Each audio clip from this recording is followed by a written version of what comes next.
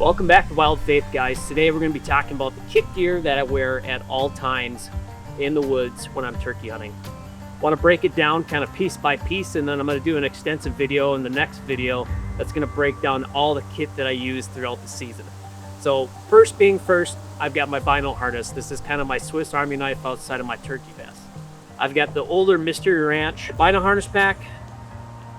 I've got my Vortex binoculars. I believe those are 12 by 50s, which might be a little much for turkey hunting.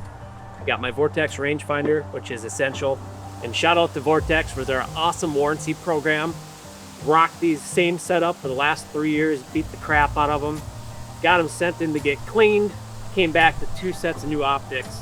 And typically also in my vinyl harness, I like to carry multiple microfiber cloths along with these little Zeiss pouches that you can pick up really anywhere.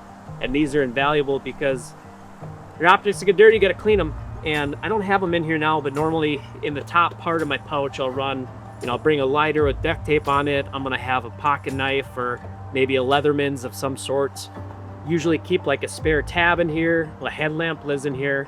And then on my side pouch over here, I always like to keep my mouth calls so they're easily accessible.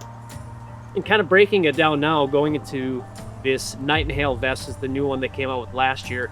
Really love this. It's got inside pockets, outside pockets, and then your front pockets here along with your bottom pouches. So kind of starting left to right. On the left side, you can see here that I've got 2 slate calls. I've got a regular slate. I've got a ceramic glass slate. And then inside the middle pocket, I usually run my 2 strikers. I'll carry extra sets of steel wool and sandpaper. I've got extra chalk for my box call. And then what else I got in here? I've got some more sandpaper. And usually this is kind of my pocket, my dump side that I usually carry all my slate calls, box call, and typically most of my calls. And then you'll see on the inside of this pocket here, depends on if I'm bow hunting or if I'm gun hunting, but usually if I'm bow hunting from the ground, mobile style, these are essential to have. I've got a split limb bow, so being able to have these legs to be able to have my bow vertical on the ground ready to go, I think is essential. And then we'll see what I've got in my left side pocket here. So on this side, I always like to keep an extra slate. So this is just a typical slate call. You never know if one gets wet. This nice thing about some of those dual ceramic ones, you can get by if they get wet. Typically, if a slate call gets wet, it's kind of useless. So on this bottom side here, it's really slick that I've got this extra pouch that's specifically designed to carry a box call.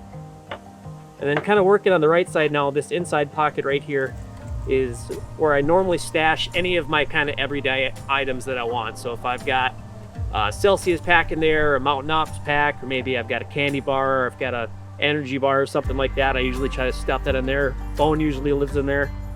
Sometimes I'll throw in my extra sticks for my decoys, if I'm running decoys that day. And then on this bottom side of this pouch here, you're gonna see that I've got a bandolier for shells. Same thing, I got a waterproof pouch, which is super essential for shells too, especially on those crafty days. And then down here on this other pocket is usually where I'll try to keep my locator calls, but I've got them moved up here. So, and the cool thing about this other top part of this vest is that I've got a pouch pockets for diaphragm calls, which I typically don't keep in there just because I don't want to lose them, just in case. But in this top pouch right here, this is usually where my diaphragm calls, if they're not in my vinyl harness, this is where they live. And I've got them all inside this nice little pouch. I've got my locator calls, I've got a crow call, I've got an owl call.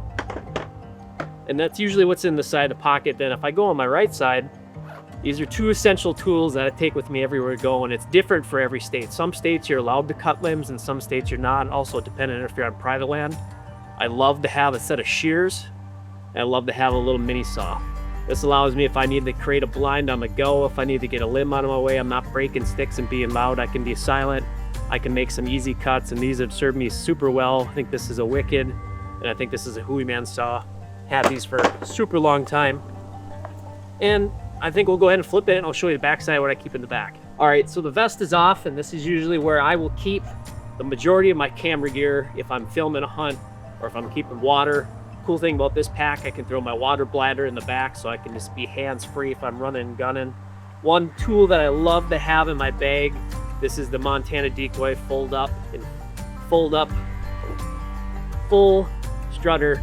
You know, I've used it maybe a handful of times, but when you got a bird that's hung up and you've thrown everything that they got, it's kind of a last ditch effort. Sometimes it's nice to have a tool just like this that you could potentially get a reap stock in, just to have that extra thing in the bag of where you make something work. And this big back pouch is super essential because I can stuff all my camera gear. I can get water in here. I can get food in here. Sometimes I'll throw an extra layer in there of clothes. And then just kind of talking about the clothes setup I have now, I've kind of go back and forth throughout the season of what I wear. Typically, I have a full set kit for fall and for spring from the Shields lineup. I really love the Veil camo and how it looks in the springtime. So I've got their long sleeve hoodie on right now. I've got black Ovis base layers underneath. Obviously, I got a sweatshirt on. Still Minnesota, it's cold out. And also depending on where I'm hunting too. Like I've got a pair of dry shods on right now. And I really love these when I'm hunting around the farm and things are wet. I don't have to walk far, but I do have two other sets of, I think I got a pair of Irish Setters and a pair of Rockies that I love that are more that mobile style boot where I can kind of put the paces to the steps and really kind of get after it if I'm climbing in hill country or if I know I'm going to put a lot of miles on the day, just because these boots kind of tend to be uncomfortable after you're walking a couple miles. And I've got these XKG pants on, which are kind of a soft shell pant that I really do like. And typically I will, every once in a while, run these, just depending if I'm in a blind or if I'm kind of hunting an area where I know I can kind of blend in a little bit. I do like that neutral color look, but also too, I've got the full set of pants from Shields as well that I like to wear. And this is kind of my typical kit outside of my gun and my bow. And like I said, I'll go through and do a tutorial breakdown of all the gear that I have between decoys, like this Barnett blind that I've got in the back, going through how I set these things up and everything that I have in my camo kit, my bow kit, what I use for broadheads, same thing for shells, and what I like to run for my shotgun setup. So thank you guys for watching again, and this is just kind of a brief tutorial on everything that I have on me for a kit when I'm in the turkey woods, and good luck this spring.